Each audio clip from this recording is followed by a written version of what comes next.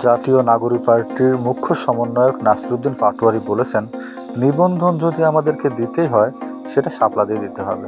শাপলা ছাড়া এনসিপির নিবন্ধন হবে না এবং এনসিপিও শাপলা ছাড়া নিবন্ধন মানবে না। বৃহস্পতিবার রাজধানীর আগারগাঁওয়ে অবস্থিত নির্বাচন কমিশন সচিবালয়ে প্রধান নির্বাচন কমিশন CICAN নাসিরুদ্দিনের সঙ্গে সাক্ষাৎ শেষে সাংবাদিকদেরকে এসব কথা বলেন তিনি। নাসিরুদ্দিন পাটোয়ারী বলেন, শাপলা না দেওয়ার ক্ষেত্রে আমরা কোনো আইনি প্রতিবন্ধকতা দেখছি না। প্রতিবন্ধকতা অন্য জায়গায় দেখছিলাম। অদৃশ্য শক্তি এখানে হাত রয়েছে। আমরা সর্বশেষ সংবাদ সম্মেলনে এই কথাই বলেছিলাম।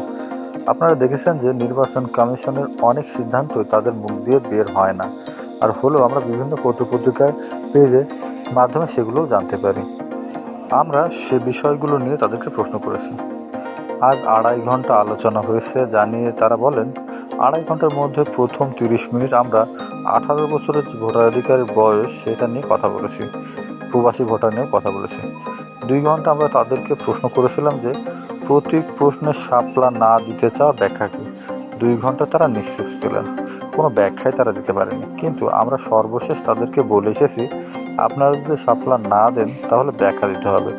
শাপলা ব্যাখ্যা না দিলে ধানের শীষ তারা সোনালী আঁশ বাতিলের দাবি জানিয়ে নাসিরুদ্দিন পাটোয়ারী বলেছেন, যদি রাষ্ট্রীয় কোনো প্রতীকের দায়িত্ব তারা নেন যে এই প্রতীকের দায়িত্ব রক্ষা করবেন, তাহলে ধানের শীষ শাপলা সবগুলো রক্ষা করতে হবে।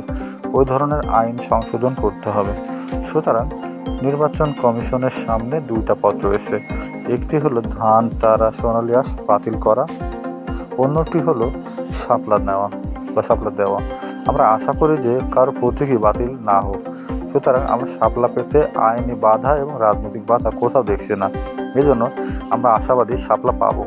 সে বিষয়ে আমরা তাদেরকে বলে এসেছি। তারা এই বিষয়ে নিশ্চুপ ছিলেন, উত্তর দিতেই পারেননি। আমরা ধরে নেব যে তারা এটাতে সম্মতি প্রকাশ করেছেন।